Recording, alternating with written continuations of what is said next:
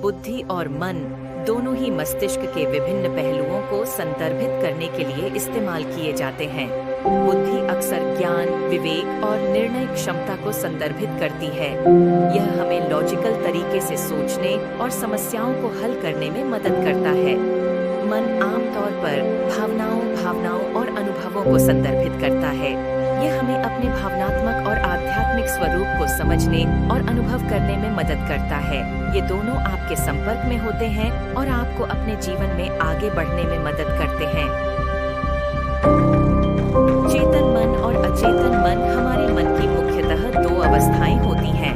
Waste चेतन मन और दो अवचेतन मन, दोनों के कई और भी स्तर होते हैं। सम्मोहन के दौरान अवचेतन मन को जागृत किया जाता है।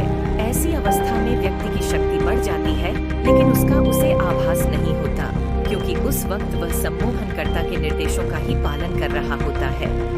1. चेतन मन, कॉन्शियस माइंड। इसे जागृत मन भी मान सकते हैं। चेतन मन में रहकर ही हम दैनिक कार्यों को निपटाते हैं, अर्थात खुली आंखों से हम कार्य करते हैं। परंतु कई लोग जागे हुए भी सोए सोए से रहते हैं।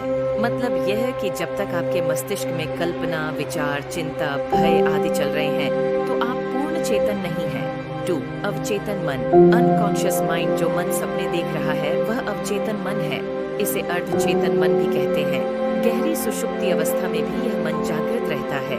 विज्ञान के अनुसार जागृत मस्तिष्क के परे मस्तिष्क का हिस्सा अवचेतन मन होता है। हमें इसकी जानकारी नहीं होती। क्या आप जानते हैं कि आपका मस्तिष्क लगातार बदल रहा है? चेतन और अवचेतन मन सावधानी पूर्वक एक साथ जुड़े हुए हैं। पुराने रिश्ते लगातार टूट रहे हैं और नए बन रहे हैं। वास्तव में उन चीजों में से एक जो यह निर्धारित करती है कि ये कनेक्शन कैसे बनते हैं, वे आपके विचार हैं। आप अपने चेतन मन का उपयोग अपने अचेतन मन पर हावी होकर उसे आकार देने के लिए कर सकते हैं। यह कोई आसान प्रक्रिया नहीं है। इसमें निरंतरता की आवश्यकता है, लेकिन यह किया जा सकता है।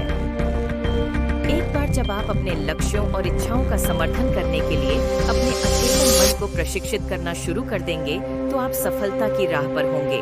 आपका मस्तिष्क नए कनेक्शन बनाना शुरू कर देगा, जो आपको अपने लक्ष्यों को प्राप्त करने के लिए सशक्त बनाएंगे। आपका डर और चिंता कम हो जाएगी। उनके स्थान पर आपको आत्मविश्वास और संकल्प मिलेगा। याद रखें कि यह एक सतत, सक्रिय प्रक्रिया होनी चाहिए। इसे जारी रखें और आप अपने सपनों तक पहुंच जाएंगे।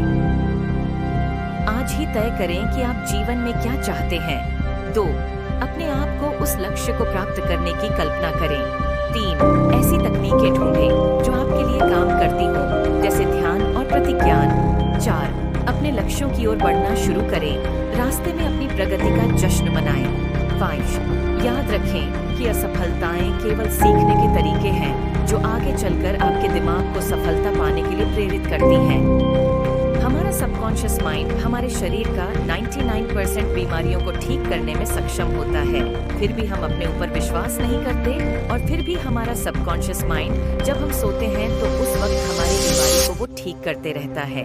हम जो भी दिल से फील करते हैं वो हमारा सबकॉन्शियस माइंड फील करता है, यानी कि हमारा सबकॉन्शियस माइंड महसूस करता है। इसीलिए जो काम हम महसूस करते हैं वो काम जल्दी होने लगता है। कहा जाता है कि फैसले दिल से लेने चाहिए, दिमाग से नहीं।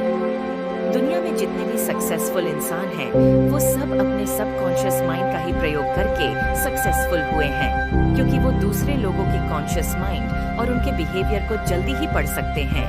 हम किसी भी दबाव में रहकर जब भी कोई काम करते हैं, तो हमारा सबकॉन्शियस माइंड नेगेटिव महसूस करता है।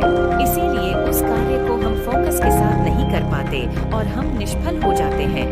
हो सकता है आप कभी अच्छे कर ले, लेकिन हमेशा नहीं।